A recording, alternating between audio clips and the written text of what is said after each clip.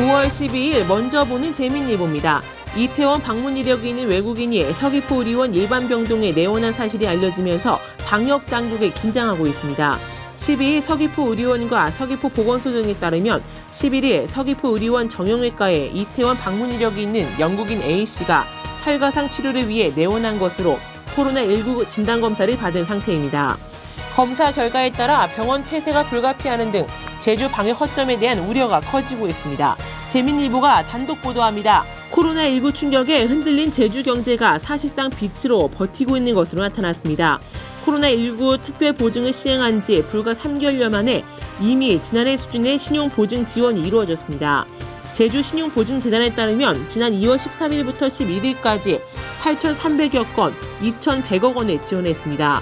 부동산 경기 둔화 여파에 가을 장마와 세차례 태풍 등 자연재해 변수로 고전했던 지난해 전체 지원 규모 11,000여 건 2,800억 원에 육박할 만큼 힘든 사정을 반영했습니다.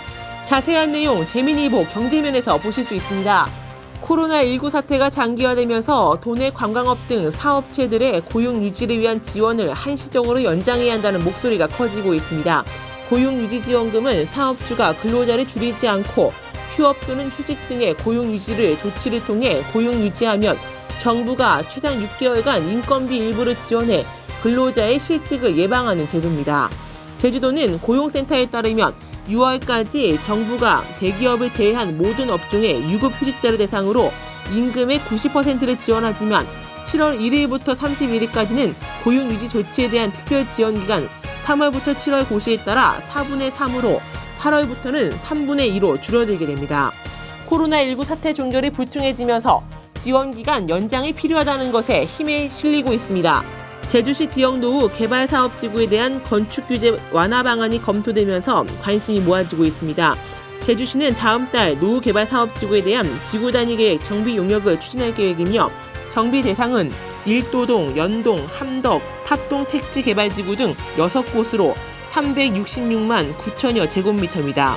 모두 10년 이상 경과한 개발지구로 제주시는 현 시점에 맞도록 노후 개발사업지구에 대한 지구 단위 계획을 변경해 건전한 도시 발전에 도모한다는 구상입니다. 고교 3학년을 대상으로 올 한 해 첫 전국 연합학력평가가 오는 21일 실시됩니다. 제주도교육청은 고교 3학년의 등교 수업 시작일을 13일에서 20일로 그 외 유치원과 초중고교의 등교 일정과 방법도 일주일 수년의 원칙으로 하되 향후 역학조사 결과를 바탕으로 변동이 있을 경우 신속히 대응할 계획이라고 밝혔습니다. 한편 코로나19로 인해 2021학년도 고교 입학 전형 시 봉사활동 배점이 20시간 만점에서 11시간 만점으로 변경돼 진행됩니다. 국립제주박물관과 제주지방기상청은 오는 7월 5일까지 국립제주박물관 기획전시실에서 특별전 태풍 고백을 개최합니다. 이번 전시는 단순한 파괴의 상징으로 여겨지는 태풍이 가진 유익한 면모를 소개하고 그 속에 머무른 사람들의 모습을 통해 급변하는 기상 변화에 대처하는 방안을 고심해보고자 마련됐습니다. 자세한 내용 문화면에서 다룹니다. 지금까지 먼저 보는 재민일보였습니다.